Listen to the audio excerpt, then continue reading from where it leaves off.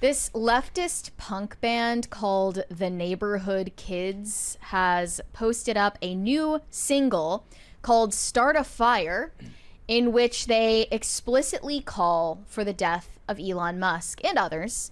And this clip of the song has been gaining traction on X, but it's originally from their TikTok account, where of course they're getting universally praised.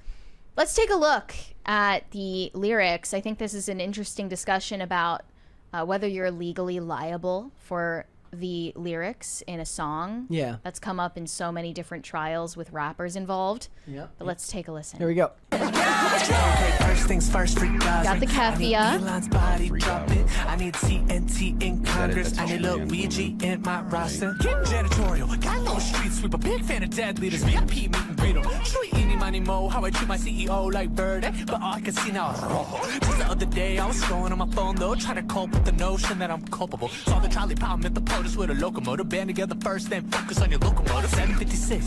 Really, it's a low total. Come get in the mix. Teach you how to toe the pole. Walking with a stick. Hits up from a stone's throw. Since you love big tech, got four. Hit a 187 on a piggy if you want to make a difference. SpaceX ain't the only ones with a mission. My team got the rockets out and used to try to catch them all. Trying to decimate the deficit down to the very last decimal. I don't know how to balance a budget, but I know how to. That's what they call themselves. Blood out of your stomach. I feel like Neo will play with me. I ain't the one. I said I am the sun. Blinded by rage, got bread on the side of my gun. Defiant, denying, defund. Fine with the timing, compliant. I'm not the bias. Go try me. I'm lighting them up. Say give me the mic. I am live from the mud. What they may say, it's on the hook. What the kids say, it's on the jump.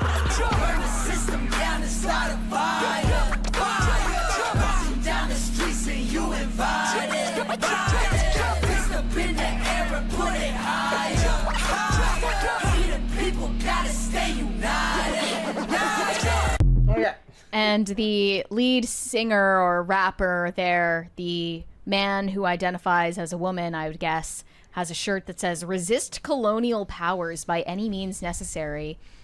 They're calling for the death of CEOs in big tech, including Zuck and Elon Musk. They're calling for the killing of cops with that lyric, 187 on a piggy if you want to make a difference. Just countless explicit calls for violence in there. Yeah. But because it's in I a heard song, no it's punk in legally any of that. protected. Like, was it their clothes that made them punk? I heard no punk in any of that. Well, they think that leftism is synonymous with punk. That's the problem. One of the responses said, "Protect queer art even if it sounds absolutely buns." So even the people who agree with the message don't even like the execution. Well, you know, like sometimes when you've picked a side, you're gonna have to hold your nose and pretend like you like it. They're getting glazed on TikTok, as to be expected, of course. I looked into their website, and they have merch for sale, which is pretty capitalist if you think about it. Yeah. One of them is called the Protect the Women t-shirt. It says protect our women, and it's about domestic violence. They have another bucket hat that says don't be racist. They have a bleach tie-dye shirt that says don't be a colonizer. And then another one, which ironically is a hoodie saying protect the kids. Come on. You're not really the group known for protecting kids, but I mean, say what you want, but I'll always take, you know, old school East Coast, West Coast hip hop when they actually had people that they had access to in the real world that they were trying to violently hurt. Blinded by rage, got Braille on the side of my gun.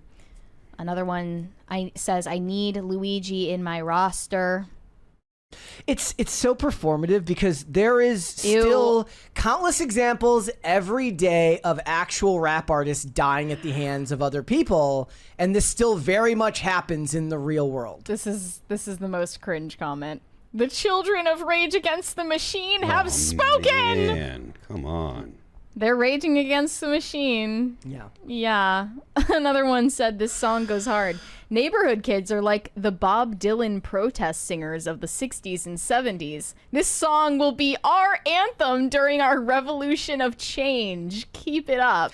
Sadly, because of the decentralization of technology, that you can't have anthems like you once did because you don't have a bunch of elitist industries telling you what the anthem is. So now, if it's only going to be an anthem to you, it won't actually be an anthem to enough people to make it popular. They call themselves a revolutionary rap group. Okay, the funnier version of this is if like Zuck goes around and is like, he's like, oh wait, this kind of slaps. kind of goes hard, right?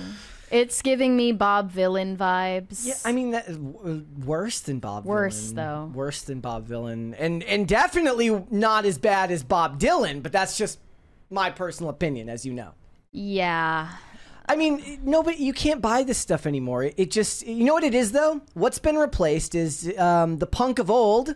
You know, with the guys in the garage talking about how they need to get out of this godforsaken town, and meanwhile, it's like the nicest suburb in the entire world. Yeah. All of these people came from middle class families. You can't do that anymore because that type of music, and that actually might be the worst part of it. In fact, you know what? Take the message out of all of this. Take the message and what they're saying away from all of this. The real tragedy here, more than any of it, is that it's just the same homogenized mixture of all genres that we're stuck with now.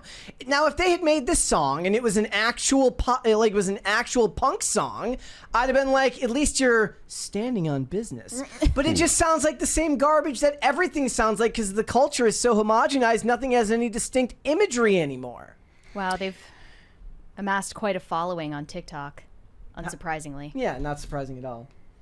Like, I'm more annoyed that it just sounds like, I saw somebody earlier said it sounds like dubstep mixed with rap. Oh. Yeah, it doesn't sound like punk to me. Like, why couldn't they at least make their violent anthem an actual punk song? Then I could just criticize it on the message rather than the fact that you're not even meeting up with your genre. All of it's the same now. Yeah, I mean, I think that they're just saying that the message is punk, regardless of the musical genre. That's the abuse of language that we talk about all the time. Words don't mean anything anymore. Yeah, I mean, I don't want to give them more play and attention than they actually deserve, because people can go viral on TikTok for anything. It doesn't actually translate to real world relevance. But it's like kind of jacking Eminem style with the message of Zoran Mamdani. if you want the gold standard of like political rap that actually had a decent level of intellectualism behind it, go listen to old Sage Francis. Sage Francis made a lot of great statements politically. He was very anti-war. I mean, he still is very anti-war, called every American president a war criminal, and had his own message in the early 2000s when it was a lot harder to amass a following, you know, via subculture than it is these days with the likes of TikTok and whatnot. Go listen to old Sage Francis if you want to hear, you know, political messaging in your rap music. This is funny. It says, this group brings forward a message within their music incorporating hip-hop, punk, and nu metal to inspire the future generations to make a positive impact on the world. A positive impact. Well, yeah, the death Killing of people is a positive impact. That's what they're saying. Okay. Great. They're just going full mask off. And the calls for freedom of speech now from these people are, it doesn't even need to be, it doesn't bear a mention how ironic that is. I also want to point out, like say what you want about the message of all of it. Again, but the messenger matters. And when the rappers of the 90s and 2000s delivered their violent messages, it at least seemed like they could stand on business. I don't know if I buy, personally, that this person is going to commit any real acts of violence outside of... I would think the man that is in the center of this frame is, definitely encouraging and capable of violence. Oh, encouraging, yes. Capable of it? Look, I don't know. I don't know. All you need to look at is Robin West and Tyler Robinson. Tell me that that man doesn't look like what's his name? Chris Motionless. A little bit. I see it. I feel bad. Like I don't want to impugn Chris because Chris is a super nice guy. But it does look like him. Mm-hmm. Resist colonial powers indeed. Some of these people actually are dangerous. I think that recent events have proven that. Yeah, and I don't think you can look at someone and be like, oh, that person is, wouldn't commit violence or commit a violent act. Okay, fair enough. Do I believe this person will? No, I think that there's enough money to be made in what they're doing that they'll be just hypocritical enough to accept the capitalist benefits of fighting capitalism. It doesn't take very much it doesn't take very much to give someone the feeling of accomplishment and feeling like they have something to live for. That would prevent them from doing something very nihilistic. Maybe that's more what I meant, which is that they're satisfying their urges by making the music about calls for violence rather than committing the acts themselves. That's something that I kind of harp on a lot. People that have something to live for and have reasons to get up in the morning and have things in their life that they actually care about generally don't engage in those kind of nihilistic activities, because that's what, if you're out there, rioting and committing crimes, usually you're not like, you are fairly nihilistic and don't have things that would inhibit you. Most normal people are like, man, I'm upset about this particular thing and I want something to be done, but I'm not going to do it because it's illegal, because I don't want to hurt someone. I don't want, what would my family think? I don't want to embarrass the people that I love. I don't want to be put in jail because I have people that I love. There's all these reasons,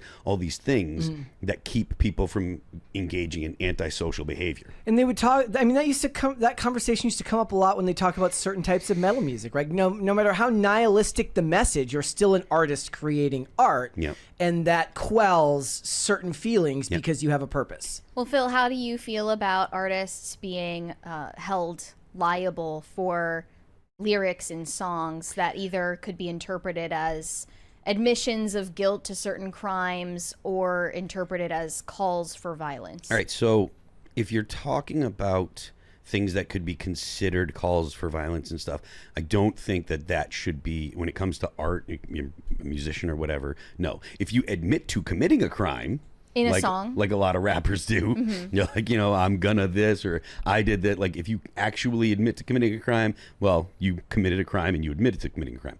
That is a different thing than being held responsible because of things that you said in a song. And the overarching idea behind that, at least for me, is the person that commits the action is almost always the person that must be held responsible. And I think that is why people that are on the right that have the opinion, this crime that was committed, these people that go out and whether they're, whether it's someone that assaults someone or whatever, it's like, you can't say that, I heard this person, so I did it or whatever. The person that actually commits the action is the one that's right. responsible. Well, it's like holding Marilyn Manson responsible for Columbine. But a lot of people would say it's a slippery slope with holding them liable for confessions of crimes in songs as well. Well, no, it reminds me of this recent case. There's a suspect in a murder of a 15-year-old girl who was found dead in a car. Oh, is this the David case? She had a matching tattoo with this wrapper that says "shh" on the side of her finger. That's a common tattoo. Rihanna has that tattoo. Like more than just them have that tattoo, but yeah. The other part of it was that her mom said she went missing and she knew that she had a boyfriend named David. So we were going to cover that, but it's actually too gruesome. It's like so dark. Yeah. Yeah, and that he's like on tour right now, and they were like in contact with him because they're like, we found your car, and it's disturbing. I don't know.